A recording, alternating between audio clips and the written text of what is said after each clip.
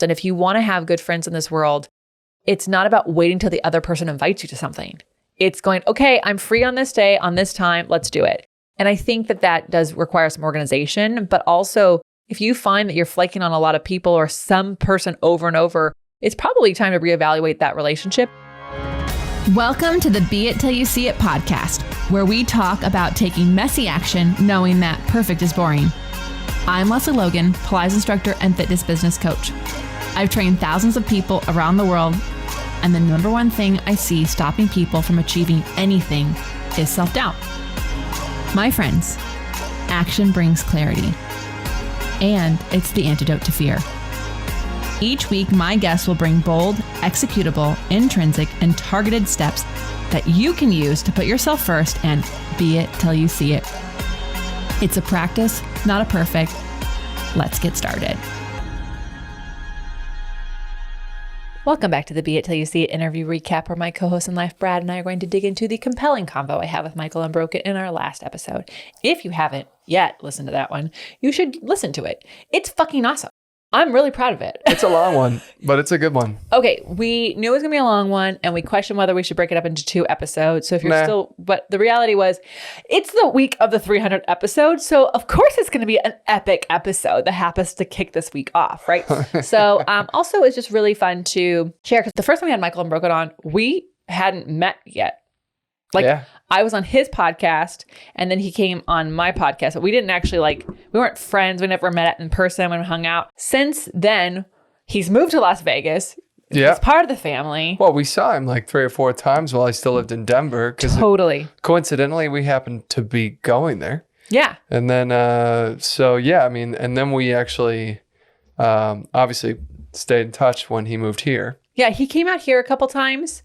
A lot. And then we saw him in Denver, and we hung out. I mean, it was like he already lived here before he moved here. And then he moved here. You're right. He was flying into town because he does a lot of business coaching here. Yeah. So he was here. Anyways, he was here, and then he moved here. It's been awesome. And so now having him on, I feel like you could probably hear a difference in just how the episode went, because we were just 2 friends talking. I could hear it. It actually turned into less of a Be It pod format and more of a what's the guys that run the 3 hour, what's the long form doctor guy? Does he just have these conversations? Well, no, we are not Huberman, because both Michael and I listen to Huberman, but thank you for that. He is a top podcast. But his well, first of all, here's how we're not Huberman. Because 1, he's 3.5 hours minimum. 2, he asks a question, qualifies it 3 times, then asks the question again with a slight little nervousness to it, which I find very interesting. Michael, nervousness? Yeah. Mr. Huberman, if you are listening to this, you just seem a little nervous when you ask a question. Anyways, I thought maybe he's being humble. Anyways, neither Michael nor I are very clear in any question we ask each other. I think. Well, there was a lot of compelling conclusions drawn from the conversation that you had. Yeah. But yeah, it was about 2/3 of the way through where you were like, I think maybe we should get on topic. Well, we're not, I want to say, we're very clear on our questions. We don't qualify them. We just fucking ask them. So I think, anyways, but it was, I guess that's true. And Michael was also, another part of it that made it different was that it wasn't just you asking the questions. He's asking me questions. Yeah, because, this is going to go on his feed, and then obviously it's on ours. But you're getting this is what we're breaking the fourth wall. No, we're just telling you the behind the scenes. Yeah, but now you could tell because he was asking you questions as well. So, yeah, that's why. That's what friends do. Friends help each other out, and you'll hear more about what friends do in this podcast recap. Anyways, we'll get into Michael in a second, but today is December 7th, 2024. Brad? December 7th, 2023. I've been planning 2024. I know. It is Pearl Harbor Day and also Hanukkah. So happy Hanukkah to our listeners out there who are celebrating that. And to any of you whose family was involved in Pearl Harbor or anything that happened after that. This is your Remembrance Day. I think last year there was still people alive from that, which I find fucking crazy. And they gotta be in their 90s. Anyways, my great-grandfather and grandfather were both in the Navy. So this is a big part of our family. So anyways, the other thing that's happening in this world, in this moment, is that the tour kicks off tomorrow. In Las Vegas. Friday. If you listen to this in real time and live The in Las day of Vegas. the 300th episode. I know. Whoa, how did we do that? How did we time that? Wow, we should do something. We should make that a big party. Anyways, opc.me/tour will tell you all the cities we're going to be at, if there's any spots left at any of them. We're doing 20 cities. We're trying. It's really crazy. I'm going to rattle them off really quick and maybe... I mean, I don't know if we have... Well, you shouldn't rattle all of them off. yet, At the 'cause they're time not we're all recording, confirmed. here we can rattle off. I'll rattle off the ones that are confirmed. So Las Vegas, St. George, Denver, Lawrence, Kansas, St. Louis, Cleveland, Hershey, Pennsylvania, Boston, Greensboro, yep, Miami, Austin, Dallas. Yes. Those are all... At the time this recording, you can buy tickets for. Now, we're recording this early because we're going on fucking tour. So, Did you say Denver? I said Denver. Good. Oh yeah. No, I'm already ahead in time. We are working on... I'll tell you where we're working on some things, because just in case you live in the area, we're working on something around the Louisville area. We're working on something around the Cincinnati area. We're working on something in upstate New York. Yep. We are working on something in Sarasota. Savannah, Georgia. Savannah, Georgia. Anyone out there? Well, if you're listening to this now, it's a bit late. It's a bit late, but Yeah. we're driving by. And maybe we're coming. So definitely check out the tour link. But we're super excited. We're bringing the contrology. And also on the return trip, we're working out Albuquerque and potentially You're Flagstaff. correct. I was like, we're missing some states. Yeah. So, so here's the deal. First of all, we are celebrating New Year's Day in Austin, which fuck yeah. Yeah, Can't- it's like, their first time doing that. it's our first time doing any. No, we did a Once New we were Year's in Miami. Eve.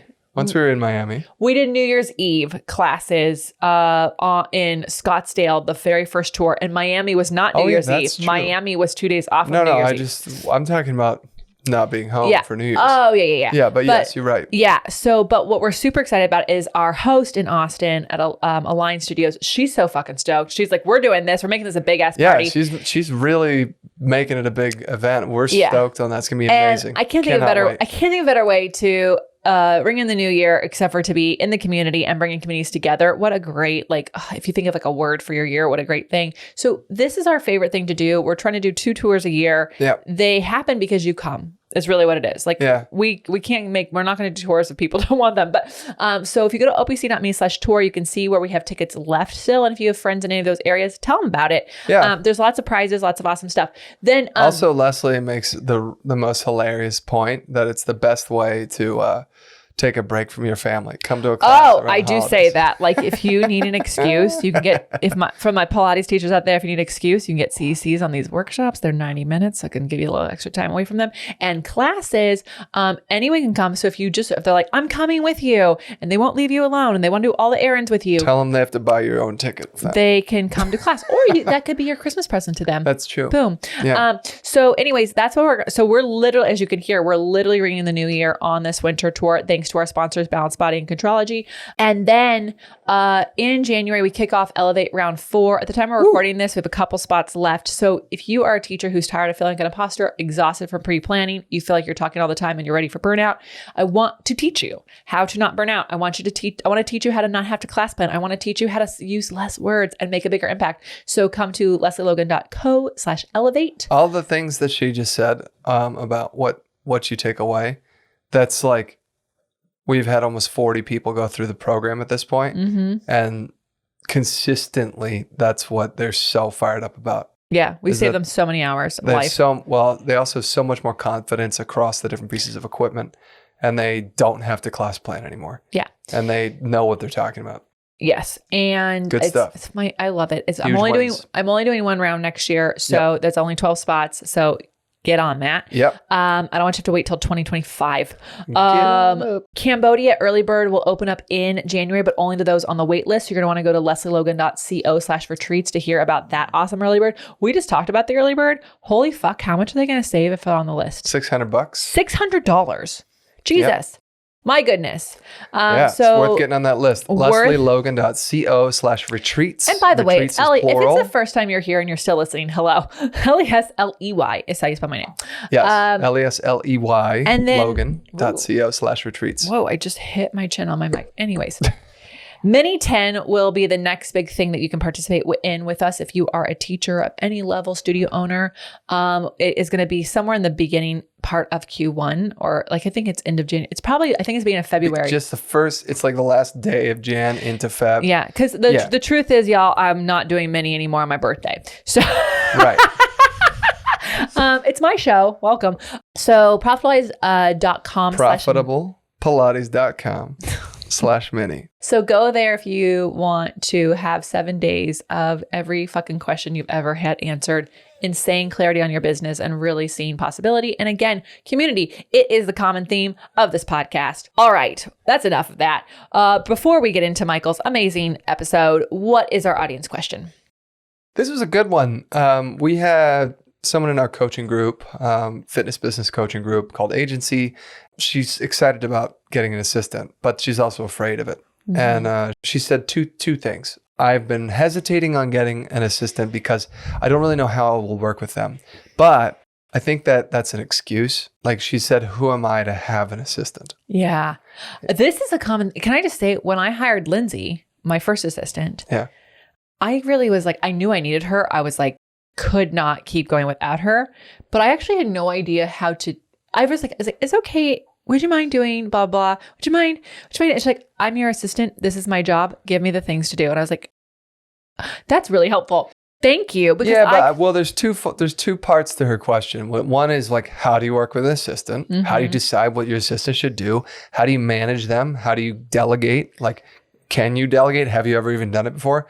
But, the more important, the easier part of the question to answer on this podcast, because the rest that's more complicated in an hour-long course we've already done, is who are you to have an assistant? Right. I was going to say all those things are just simple, easy to learn, no problem. Just figure out a systematic Google approach. Them. You could probably ask ChatGPT what to have to have an assistant. But that's not the hard part. The hard part is feeling worthy of hiring someone, and feeling like your small business is, like maybe you've never considered yourself like a manager, or maybe you never consider yourself a CEO that has a team, and suddenly this seems intimidating. And I think that, what we ultimately talked about was who is she trying to impress by hiring an assistant, right? Because it's like, does she think that she's going to be judged by whom? By other random people? If she's like, oh yeah, I have an assistant, like why? Who are those people?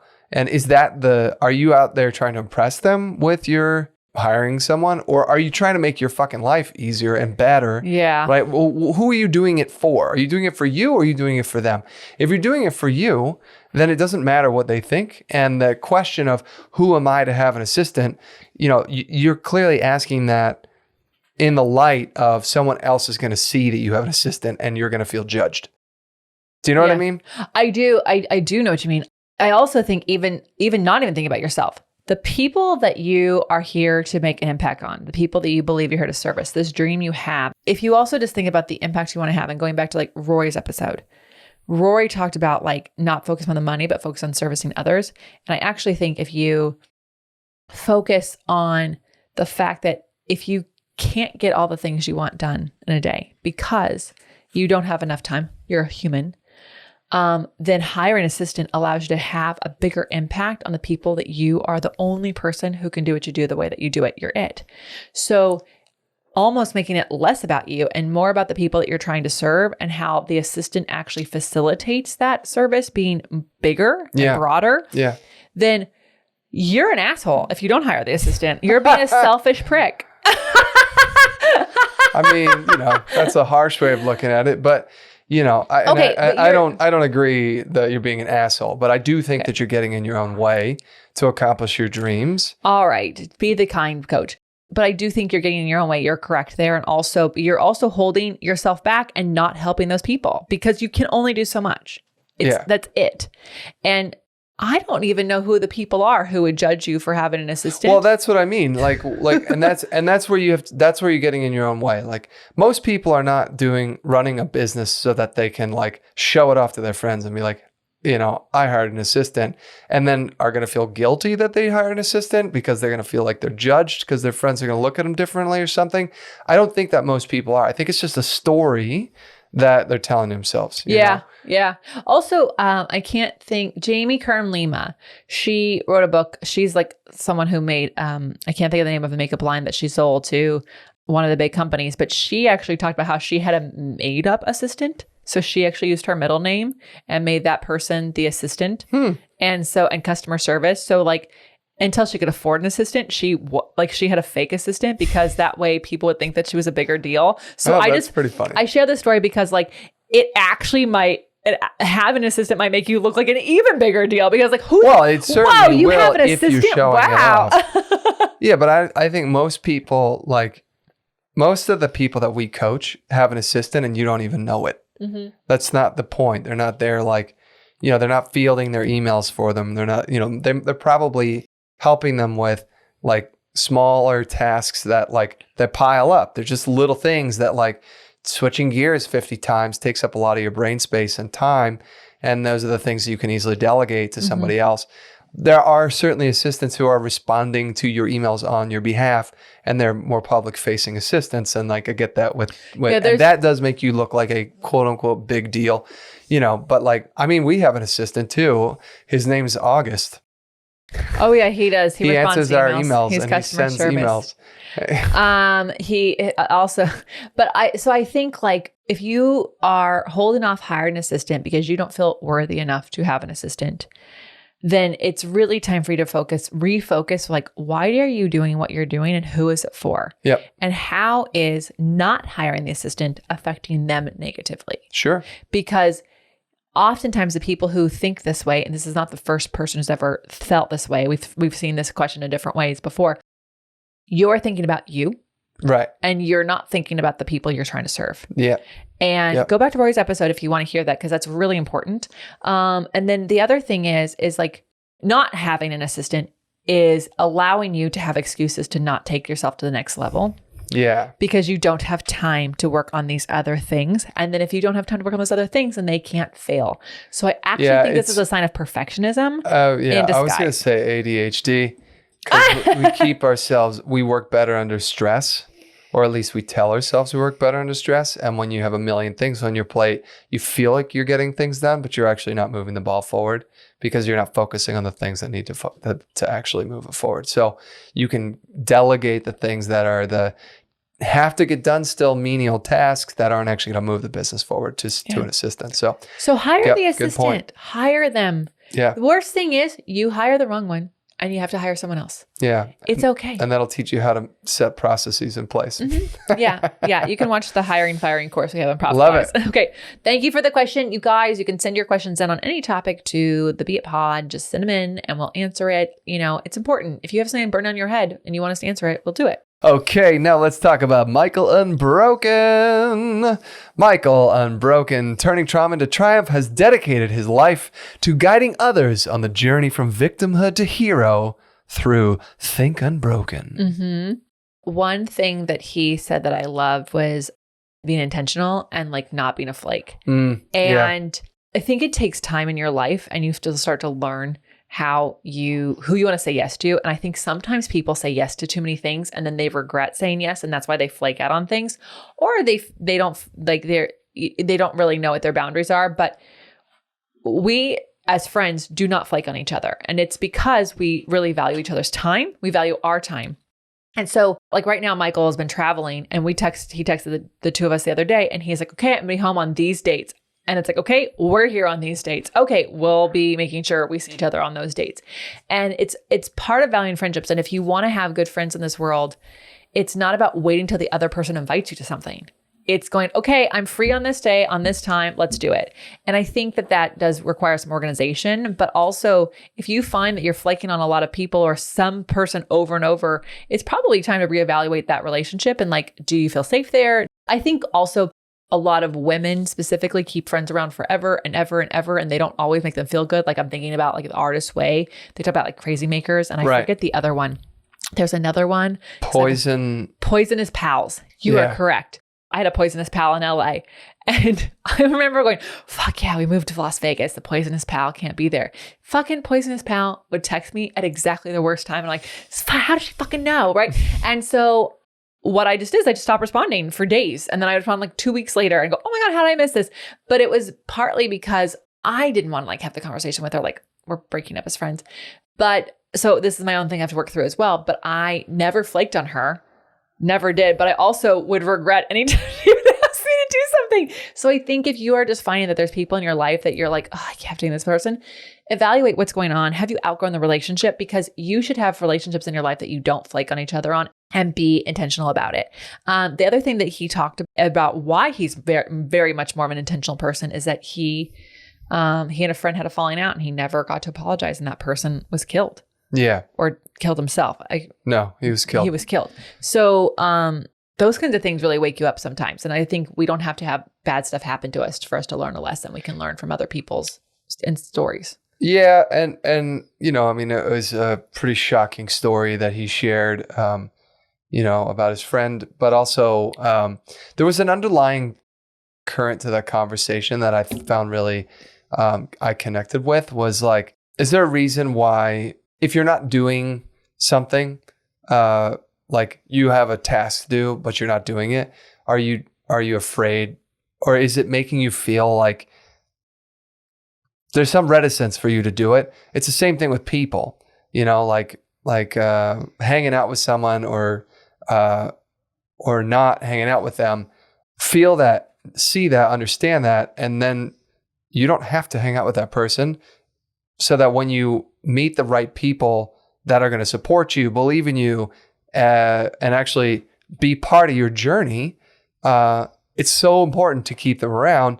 And that's where making the intention of not flaking on each other, like you don't have to make this commitment to people who don't support you back, you know, but definitely it's worth making this commitment for people who are your cheerleaders, your besties. They actually communicate to you. They are also looking forward to hanging out with you. You don't have to chase them around.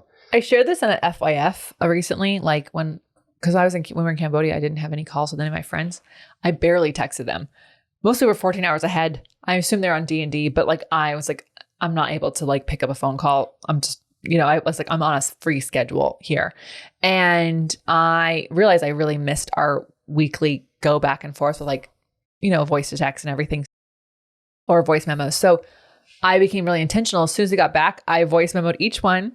And then I've made sure I've done that each week. They're not all on the same day because I can't handle the responses all on the same day, but like they're each one on a different day.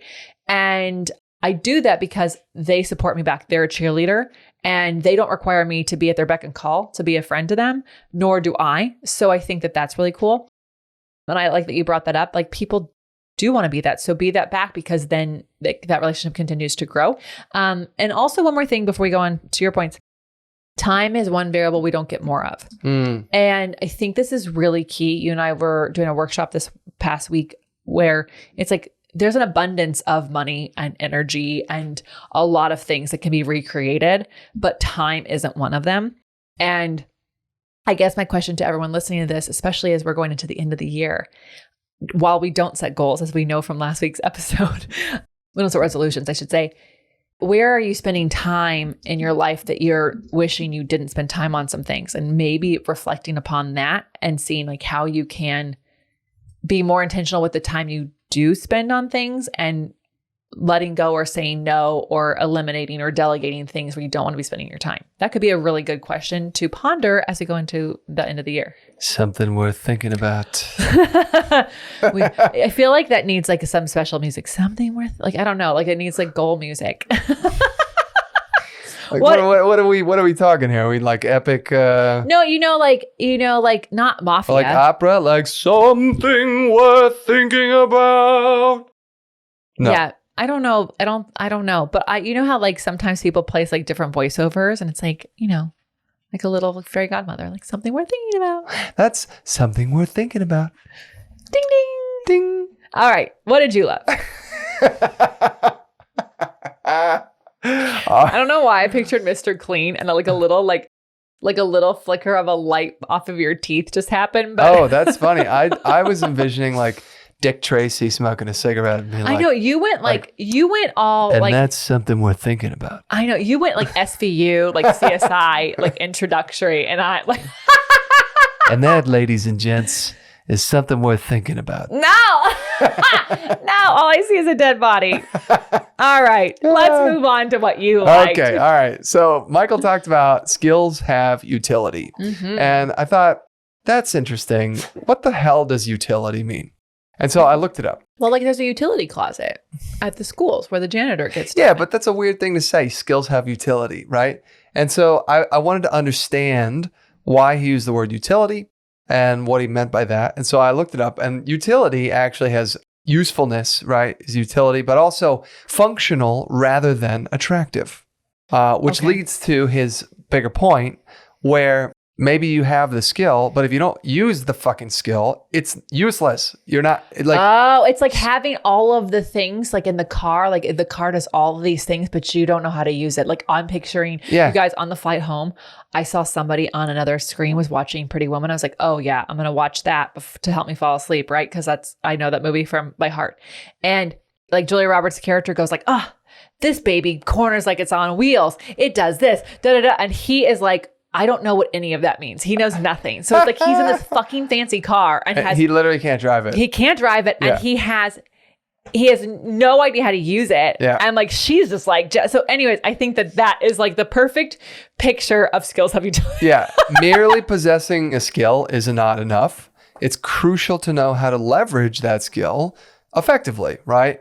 And that is applicable in business, but it's also applicable in personal relationships. So it could just be that you, maybe you're amazing at spreadsheets and you're not actually using that to do analytical work for your business. But it's not necessarily, skills aren't only business, right? It could be that skills are relationship skills, personal skills. Maybe your skill is that you're amazing at winning people over, or maybe you're great at greeting people and you should be, leading a community, right? So there's ways to use skills in your personal life, not just in your work life. Yeah. And I also think like you may have amazing skills in your personal life that you're not even using in your work life because you don't see your skills in your personal life as a skill. You see it as like, this is who I am.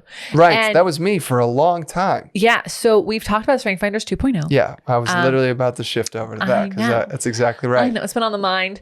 But we did an interview with someone on that. So definitely worth learning about it if you want to know about that. But even not that, you can even just ask your friends and families like, hey, can you just do me a favor and tell me like what you love that I do in this relationship? Or like, I know that's vulnerable, but you just ask what people think is your greatest skill or your greatest asset. Your friends are not, you're too close to you. So you need people, and you also judge yourself too fucking much. So you need people in your life who just like, oh my God, they're so fucking awesome.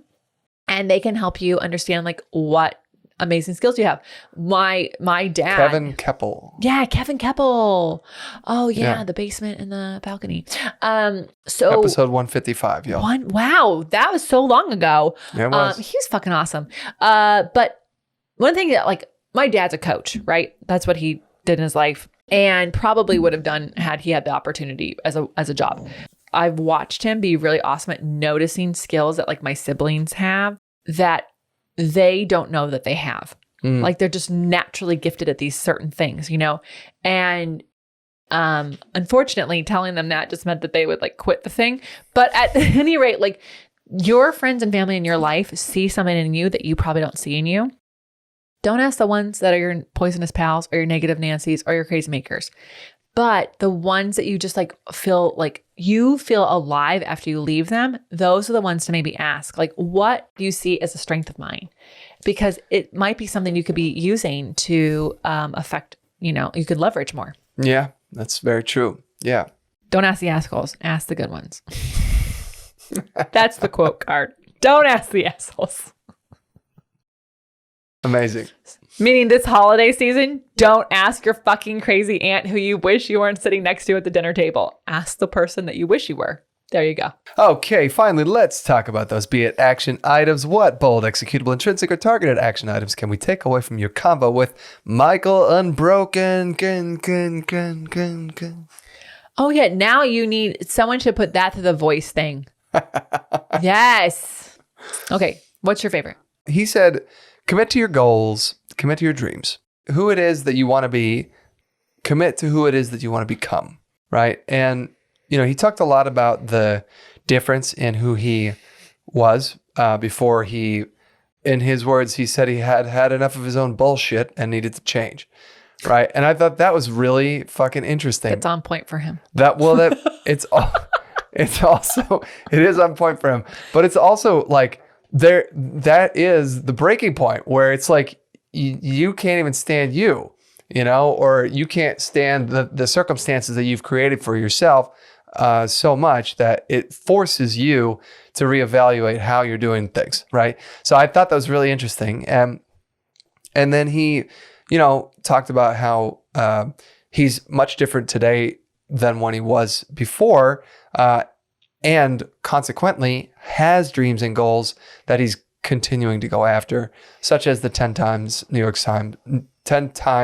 York Times selling best author situation, right? Mm-hmm. And like that helps drive him, helps him stay focused, and it gives you a reason to keep going. Yeah, I want him to, Michael, if you're listening, I've been thinking about your book that you haven't published yet, that you've written and rewritten a few times. Yeah, I think you need to fucking write the fucking book. Like maybe you are a 10-time bestseller, not because you wrote 10 books, because you wrote 20. Right.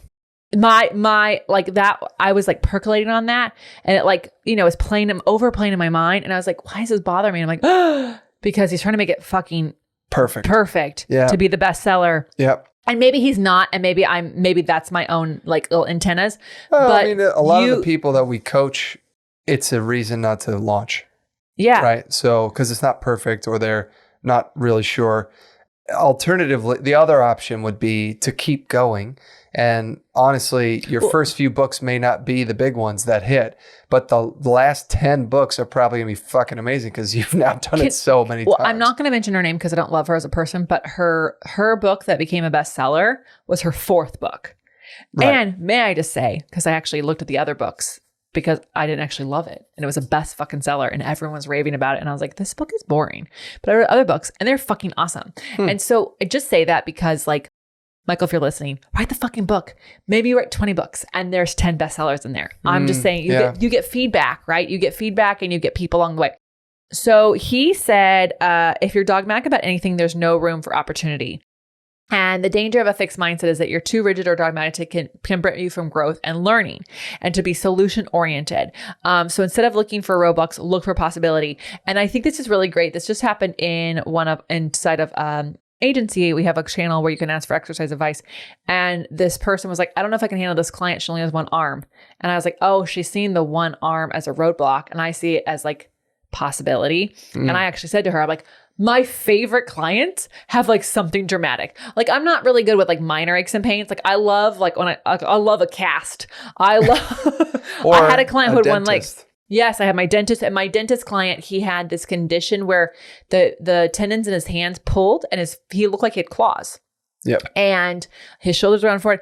I love that because I broke my knee, right? I fractured my tibial plateau, and for that first day I was in fear and all these things. And then I went to the studio. I was like, what is possible from right now? And that's what we say at OPC all the time. And so I love this beit action item because first of all, if you're dogmatic about anything, you are creating a cult for yourself or you're in one, period. Second, you are only seeing roadblocks. You are not being solution oriented. So I think that that's a really great like little be solution oriented, like put that on a post-it and put it somewhere you can watch it, read it. And then instead of roadblocks, look for a possibility. So for me, when I see a client who's like, I can't do this, I'm like, okay, what can you do? Right. So when we teach OPC classes, I'm like, oh, you can't do this. What can you do? What was an exercise? What's a challenge for you? So the more you can start to see things as like green lights versus red, I think you're going to see that your life has a lot more opportunity in it. And there's like people who are creating pathways for you. So anyways, fucking love you, Michael. We are happy that you're a family member in our life. Absolutely. I'm Lesley Logan. And I'm Brad Crowell. Thank you so much for listening. Holy fucking moly. Episode 299. What? I actually, when we started this, I was like, what's our calendar going to feel like? I had no idea. And I'm going to tell you right now, it feels really great. And also, wow, how the fuck did we do that? How did the time Also, fly? it feels like it's fast. Feels fast. Yeah, it's kind of crazy. Yeah. Anyways, we have some epic episodes. I highly recommend going back through. Yeah, you can use the website to search different topics and find Yeah, podcasts we got a that you handy want. dandy little guide that helps point you in the direction of some of our best pods. Mm-hmm. So if you're not quite sure where to get started, but you've made it all the way to the end of this episode, Yeah. Hi. go to the website and try out our little tool. Also, if you listen to the pod and you haven't left a review yet, the greatest gift you can give is to leave a review. You must do it. You can leave reviews on several different platforms. Apple is one of the most important, but I believe Spotify now allows you to leave reviews. Also, the OPC app, the onlineappliesclasses.com app, is free. Yep. And you can use it to listen to the pod. Yep. So all these different ways, please, you don't have to send me a gift. You can actually just leave a review. You can listen and share the show. Like, that's currency. That's true. That is true. So anyways, also let us know your takeaways. We want to know. They're really awesome when you tell us. We want to hear your questions. We want to hear your wins. We can share them on the pod. Yep. And so until next time, be it till you see it. Bye for now. That's all I got for this episode of the Be It Till You See It podcast. One thing that would help both myself and future listeners is for you to rate the show and leave a review. And follow or subscribe for free wherever you listen to your podcasts. Also, make sure to introduce yourself over at the Be It Pod on Instagram. I would love to know more about you. Share this episode with whoever you think needs to hear it. Help us and others be it till you see it. Have an awesome day. Be It Till You See It is a production of the Bloom Podcast Network. It's written, filmed, and recorded by your host, Lesley Logan, and me, Brad Crowell. It is produced and edited by the epic team at Diseño. Our theme music is by Ali at Apex Production Music, and our branding by designer and artist Gianfranco Cioffi. Special thanks to Melissa Solomon for creating our visuals and Samena Velazquez for our transcriptions. Also to Angelina Herrico for adding all the content to our website, and finally to Meredith Crowell for keeping us all on point and on time.